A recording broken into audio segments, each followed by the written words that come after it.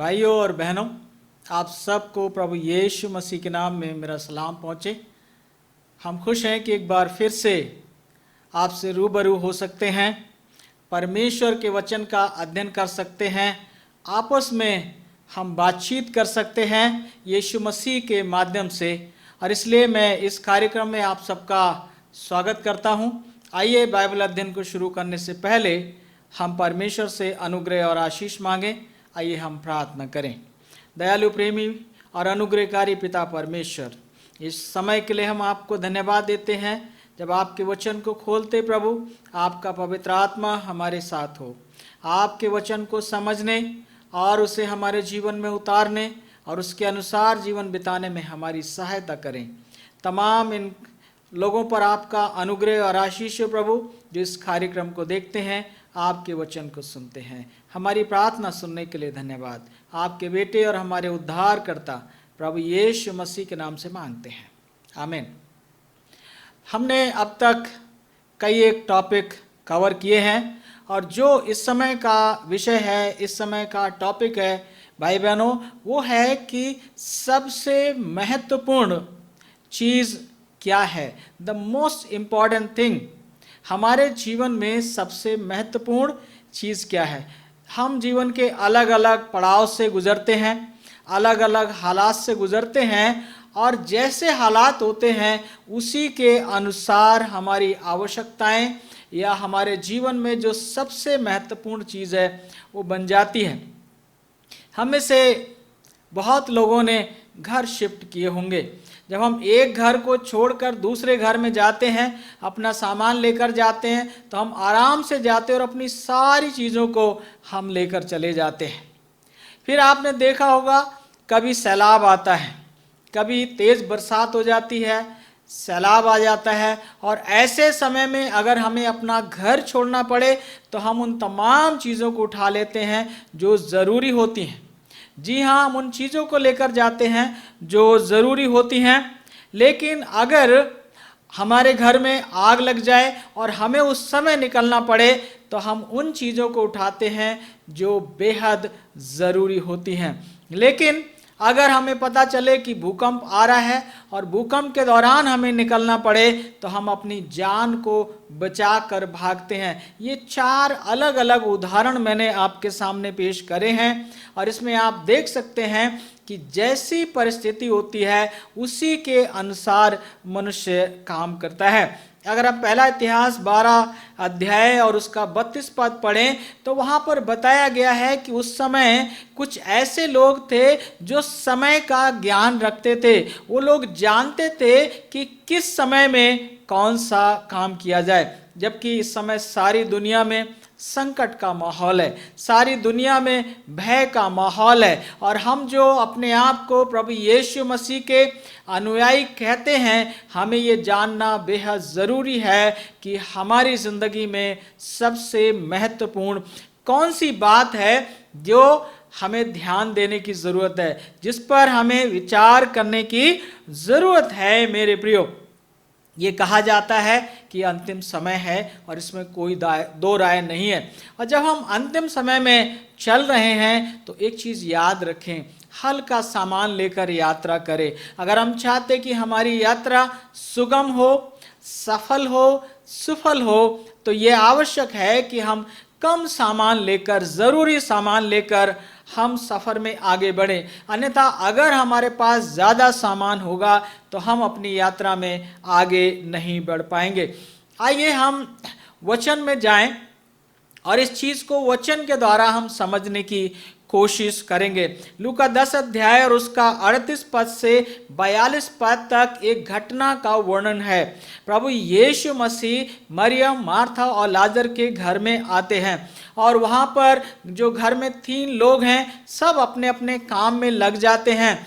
Martha जो है वो खाना बनाने में लग जाती है, अपना पूरा ध्यान उसके ऊपर लगाती है। लेकिन मरियम मरियम जो मार्था की बहन थी, वो प्रभु यीशु मसीह के कदमों के पास बैठ गई और वहां पर वो वचन को सुन रही थी। मार्था अकेले काम करते करते, सेवा करते करते घबरा गई और वो बार बार मरियम को इशारा करने लगी, मरियम को बुलाने लगी कि आकर तू मेरी मदद कर। लेकिन मरियम तो ध्यान में खोई हुई थी। और बाद में आप देखते हैं कि मार्था बड़ा गुस्सा करते हुए आई और इस बार उसने मरियम से बात नहीं की, बल्कि उसने प्रभु से बात की और प्रभु से कहा, हे प्रभु, मेरी इस बहन ने मुझे सेवा करने के लिए अकेले छोड़ दिया है, तू इसे हुक्म दे कि आए और मेरी मदद करे। वहां पर प्रभु यीशु मसीह ने जो कहा वो समझने वाली बात है। प्रभु यीशु मसीह ने मार्था से कहा, हे मार्था, हे मार्था, तू बहुत बातों की चिंता करती है और तू घबराती है, लेकिन केवल एक बात जरूरी है, एक उत्तम भाग है और उसको मरियम ने चुन लिया है। मेरे प्रियो, जब प्रभु यीशु मसीह के इस दुनिया से जाने का समय हो चुका था, जब वो गलील में सेवा कर रहा था, गलील से जब वो यरूशलेम को जाने लगा, तो बार बार उसने चेलों से कहा कि हम यरूशलेम को जा रहे हैं, मनुष्य का पुत्र जो है वो पकड़वाया जाएगा, अन्य जातियों के हाथ में सौंपा जाएगा, वो उसे क्रूस पर चढ़ाकर मार डालेंगे, लेकिन वो तीसरे दिन जी उठेगा। मेरे प्रियो, आप बाइबल को देखेंगे तो आप पाएंगे कि यीशु मसीह ने कई बार इस बात को कहा कि यीशु मसीह इस दुनिया से छोड़कर जाने वाला था, लेकिन चेलों ने सुना परंतु समझा नहीं। मरियम ने सुना और मरियम ने समझा, क्योंकि उसका ध्यान उन चीजों पर था जो सबसे महत्वपूर्ण है। अगर एक और घटना आप देखें, लूका 12 अध्याय उसके 1 से 8 पद में नहीं, बल्कि यूहन्ना 12 अध्याय 1 से 8 पद, यूहन्ना 12 1 से 8 जो है मैं आपके सामने रख रहा हूं। यहां पर आप देखेंगे कि लाजर के जी उठने के बाद उसके घर में एक बड़ा भोज हो रहा है और उस भोज में सारे लोग अपने अपने काम में लगे हैं, लेकिन ये जो मरियम है ये जटामासी का यत्र लेकर आती है और उस बर्तन को तोड़कर वो प्रभु यीशु मसीह के ऊपर यत्र को उंडेल देती है और वो आंसुओं से यीशु मसीह के पांव जो है वो भिगोती है और अपने बालों से पोंछती है। जब ये इत्र की खुशबू सारे घर में फैल गई तो वहां पर जो दूसरे लोग थे उस महिला को डांटने लगे और उसको वो चिढ़ाने लगे और उससे कहने लगे, तूने ये 300 दीनार का यत्र बर्बाद कर दिया।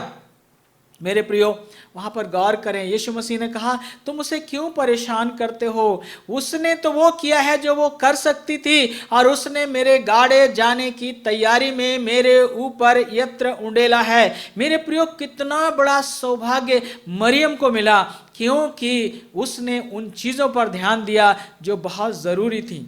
हाँ, ये होता है कि दुनिया में हम बहुत सी चीज़ों पर ध्यान देते हैं, लेकिन मरियम को यह सौभाग्य मिला कि वो जीते जी प्रभु यीशु मसीह के देह के ऊपर यत्र को उंडेल सके। मरने के बाद तो लाश पर बहुत लोग फूल डालते हैं, बहुत लोग इत्र डालते हैं, बहुत लोग चादरें डालते हैं, बहुत कुछ करते हैं, लेकिन मरियम वो कर सकी जो किया जा सकता है, अर्थात यीशु मसीह के जीते जी उसने प्रभु यीशु मसीह के ऊपर यत्र को डाला।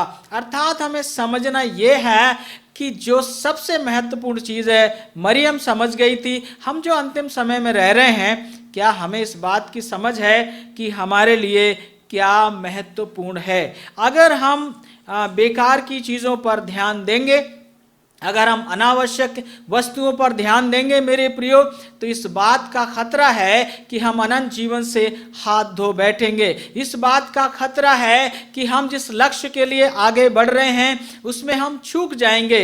इसलिए बेहद ज़रूरी है कि हम ये जानें कि हमारी ज़िंदगी में इस समय के लिए, जिस समय में हम रह रहे हैं, इन हालात जिसमें हम रह रहे हैं, वो परिस्थितियाँ जिसमें हम चल रहे हैं, जिस जगह में हम हैं, ये हमारे लिए जानना बेहद ज़रूरी है कि सबसे महत्वपूर्ण बात मेरे लिए कौन सी है और फिर उसी पर हमें ध्यान देना है। अगर हम अनावश्यक बातों पर ध्यान देंगे तब ये बहुत संभव है कि हम अपनी ज़िंदगी की दौड़ में हार जाएंगे। लूका 14 अध्याय और अगर 15 से 24 पद तक पढ़ें, लूका 14 15 से 24 तक, तो यहाँ पर प्रभु यीशु मसीह ने एक बहुत बड़े भोज का दृष्टांत बताया है। वहाँ पर बताया है कि राजा ने आप ढेर सारे लोगों को निमंत्रण दिया और उसने भोज तैयार किया और उसने दावत को तैयार किया, और जब दावत तैयार हो गई तब उन लोगों को बुलाने के लिए सेवकों को भेजा गया जिनको न्योता दिया गया था। और ये दृष्टांत ये बताता है कि जब लोगों के पास सेवक गए तो लोग जो है वो बहाने बनाने लगे। कुछ लोग कहने लगे हमने तो बैल खरीदे हैं और हमें जाकर उन बैलों को परखना है, उनको जांचना है। मेरे प्रियो, वो बैल को परखने के चक्कर में, बैल को परखने ज़्यादा ज़रूरी समझने के कारण वो भोज में नहीं आए। दूसरे तरह के जो लोग थे वो कहने लगे हमने खेत खरीदा है, हम खेत को देखने जा रहे हैं। मेरे प्रियो, ये लोग भी नहीं जान पाए कि ये समय खेत को देखने के लिए जाने का नहीं है, ये समय भोज में जाने का है, ये समय प्रभु के निमंत्रण को स्वीकार करने का है, ये समय प्रभु के भोज में शामिल होने का है। लोग अपने बैलों को परखते रहे, लोग अपने खेतों को देखते रहे। एक तीसरे तरह के लोग हैं, उनके पास जब सेवक गए तो वो कहने लगे हमने शादी की है, हमने विवाह किया है, मेरा विवाह हुआ है और मैं भोज में नहीं आ सकता।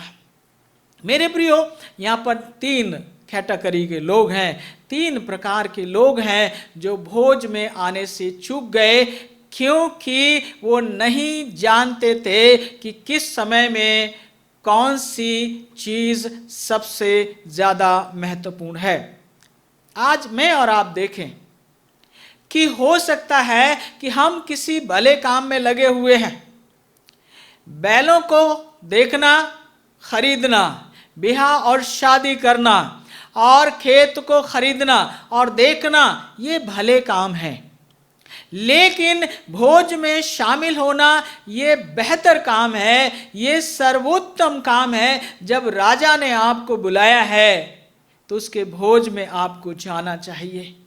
मेरे प्रियो, ये समय है जब प्रभु यीशु मसीह की वाणी हवाओं में गूंज रही है, घर घर प्रभु का वचन पहुंच रहा है और प्रभु कह रहा है कि मेरा भोज तैयार है, तुम आ जाओ, मेरे पास आ जाओ, मैं तुम्हें अनंत जीवन देना चाहता हूं। ये ज़रूरी है कि हम जान लें कि हमारे लिए सबसे महत्वपूर्ण बात कौन सी है। अभी बहुत से लोग हैं जो इस लॉकडाउन के समय में अपने आप को इम्प्रूव कर रहे हैं। बहुत से लोग हैं जो वचन का अध्ययन कर रहे हैं, जिन्होंने बाइबल को 1 बार 2 बार 3 बार पढ़ लिया है। बहुत से लोग हैं जो एक एक दिन में 40-40 50-50 अध्याय पढ़ रहे हैं। बहुत से लोग हैं जो उपवास और प्रार्थना में समय बिता रहे हैं। बहुत से लोग हैं जो मिलकर मीडिया के द्वारा प्रचार कर रहे हैं, एक दूसरे के लिए प्रार्थना कर रहे हैं और वो अपने परिवार को प्रभु के निकट लेकर आ रहे हैं, क्योंकि वो जानते हैं कि इस समय में सबसे अधिक महत्वपूर्ण काम क्या है।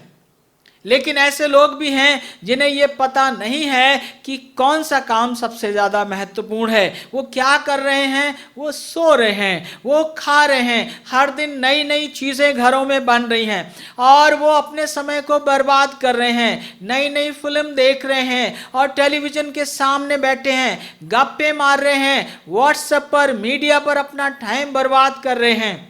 मैं और आप क्या कर रहे हैं?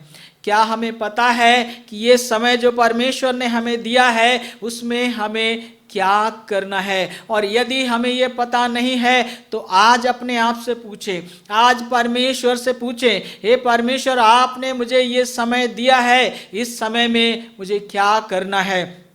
इस समय में मुझे अपना ध्यान, अपनी शक्ति, अपना समय कौन से काम के ऊपर लगाना है? मेरे प्रियो, जो आज तैयारी नहीं करेगा वो कल असफल हो जाएगा।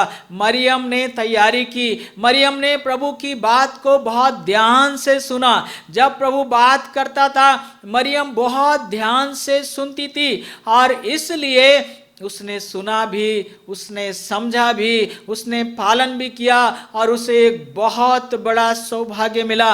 एक सुसमाचार में प्रभु यीशु मसीह ने कहा है कि जहां जहां भी मेरा प्रचार किया जाएगा वहां पर मरियम के इस काम की चर्चा भी की जाएगी। कितना बड़ा सौभाग्य उस एक महिला को मिल गया, क्योंकि वो जानती थी कि किस समय में कौन सी बात महत्वपूर्ण है।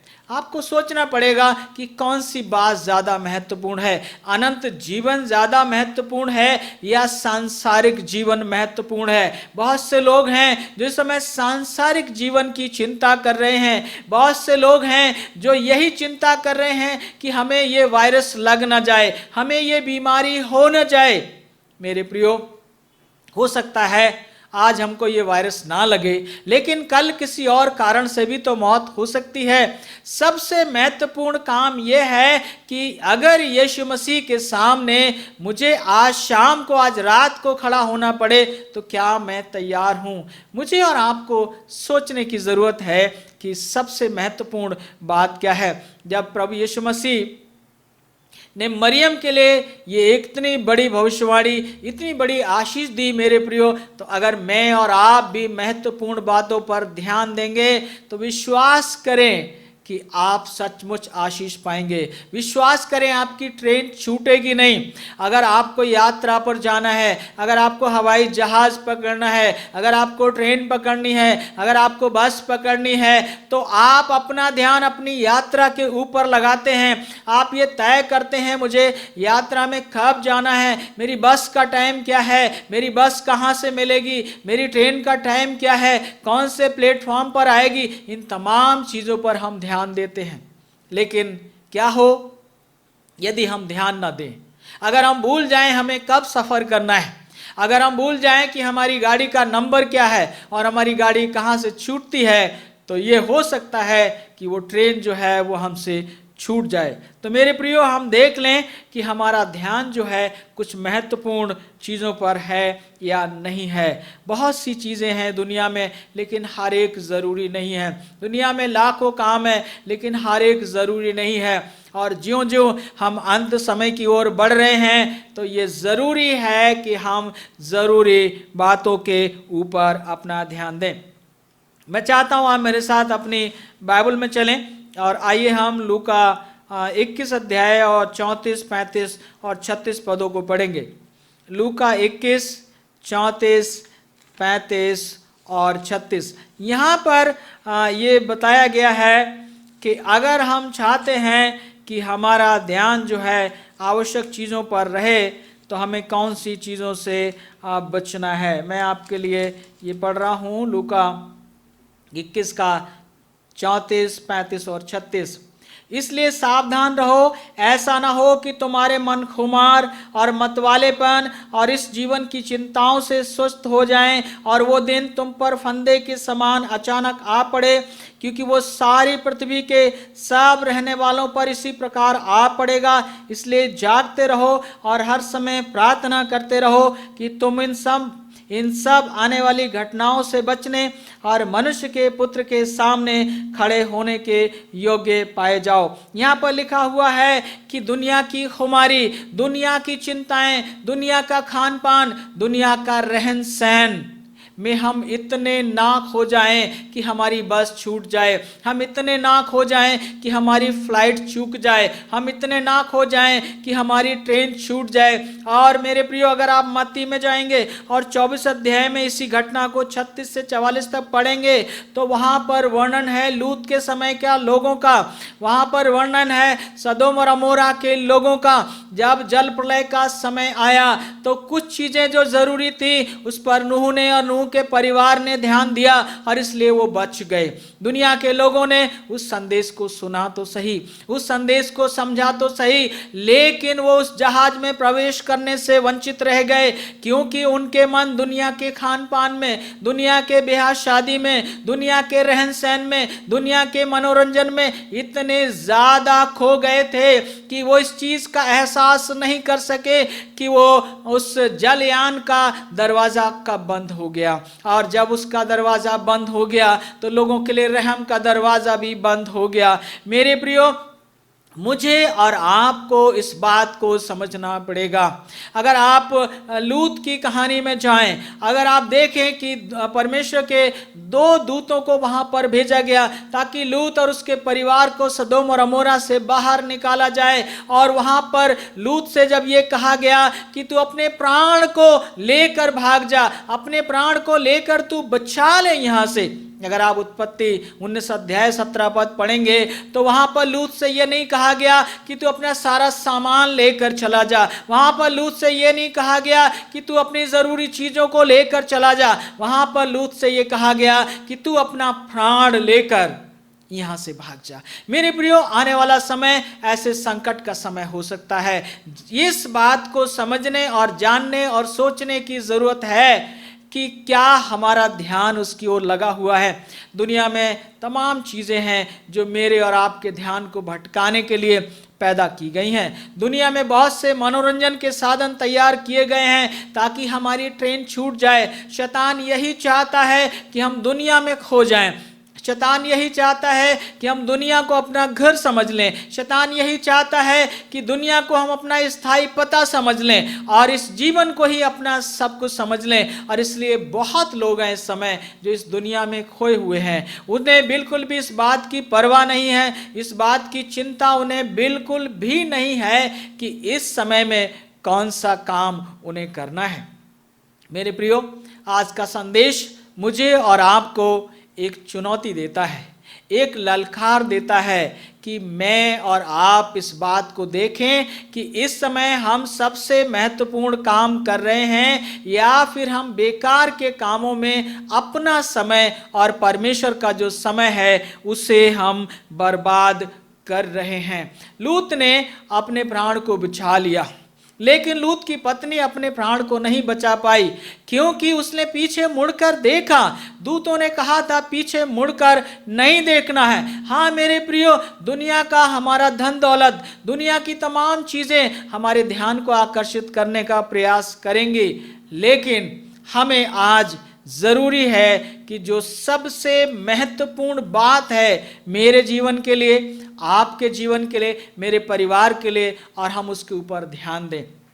यीशु मसीह ने कहा है अगर मनुष्य सारे जगत को हासिल कर ले, दुनिया के तमाम धन दौलत हासिल कर ले, दुनिया के तमाम रुतबा हासिल कर ले, लेकिन अपने प्राण को ना बचा पाए, तो ऐसा व्यापार, ऐसा बिजनेस, ऐसी सफलता किसी काम की नहीं है। आइए मेरे प्रियो, हम ध्यान दें कि आज के समय में हमारे लिए सबसे महत्वपूर्ण क्या है। सबसे महत्वपूर्ण, जिस तरह से मरियम जो है यीशु मसीह के कदमों के पास बैठ गई, हमारे और आपके लिए भी यही संदेश है कि हम प्रभु के चरणों के पास बैठें, उसकी बात को ध्यान से सुने और हम समझें, उससे पूछें प्रभु तू हमारे ऊपर प्रकट कर कि कल को क्या होने वाला है, आने वाले कल के लिए हम अपनी तैयारी किस तरह से करेंगे। आमोस नबी की किताब में परमेश्वर ने कहा है, आमोस 3:7 में, कि परमेश्वर अपने भेदों को जब तक अपने दास नबियों पर प्रकट नहीं करता है तब तक वो कुछ नहीं करता है।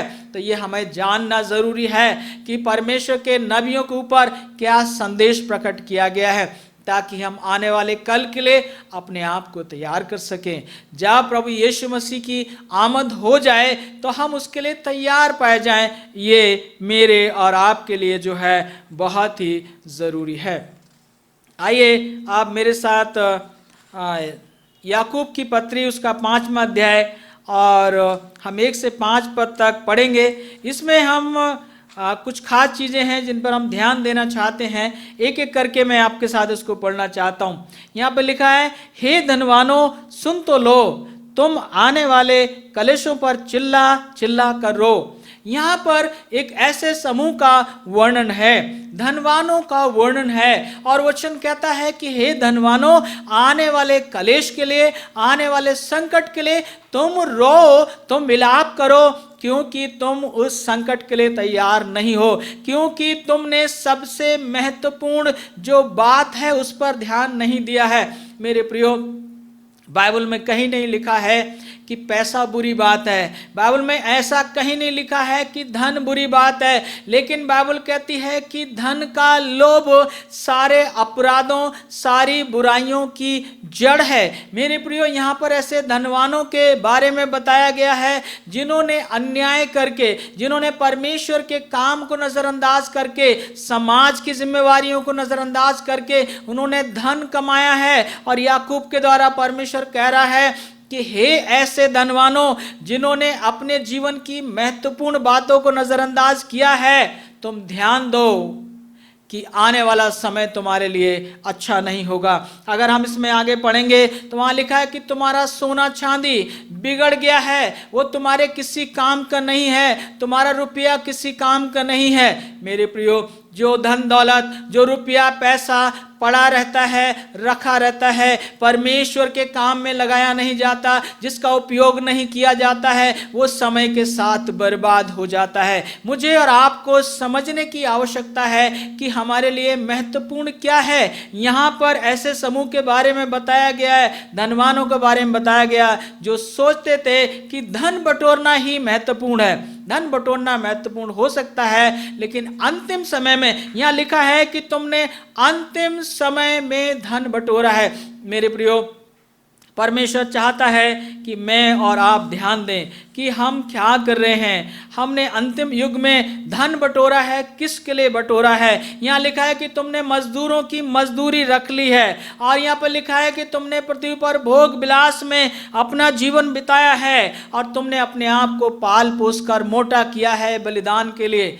हमको समझना पड़ेगा कि हम जो कुछ कर रहे हैं उसमें परमेश्वर है या नहीं। हम जो कुछ कर रहे हैं उसका मकसद परमेश्वर को महिमा देना है कि नहीं। और मेरे प्रियो, हम याद रखें, मैं मलाकी में पढ़ रहा था और वहाँ पर 2 अध्याय 13 पद में मैंने पढ़ा, और मैंने जब उसको पढ़ा तो मैं बहुत ज़्यादा विचलित हो गया। वहाँ पर वचन कहता है कि यदि हम भूखे प्यासे अनाथ बेसहारा लोगों को नजरअंदाज करेंगे, अगर हम परमेश्वर के प्रति अपनी जिम्मेवारियों को नजरअंदाज करेंगे, अगर हम कलीसिया के काम को नजरअंदाज करेंगे, तो परमेश्वर का वचन कहता है कि हमारी प्रार्थनाएं नहीं सुनी जाएंगी।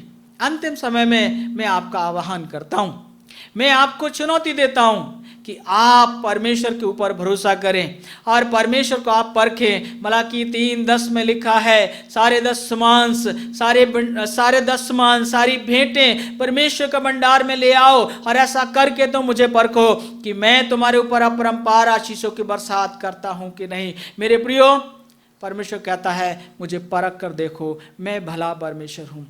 आइए हम अपने जीवन को प्रभु के हाथों में सौंपें।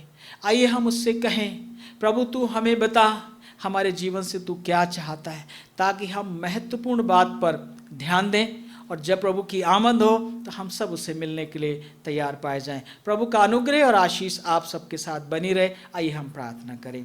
दयालु और महान परमेश्वर, आज के वचन के लिए धन्यवाद देते हैं। इन सुनने वालों पर आपका अनुग्रह हो, हर एक जन समझने पाए कि इस संकट के समय में, इस कोरोना के समय में हमें वो कौन सा महत्वपूर्ण काम है जिस पर ध्यान देना है, ताकि प्रभु कोई भी जन अनंत जीवन से वंचित ना रहने पाए।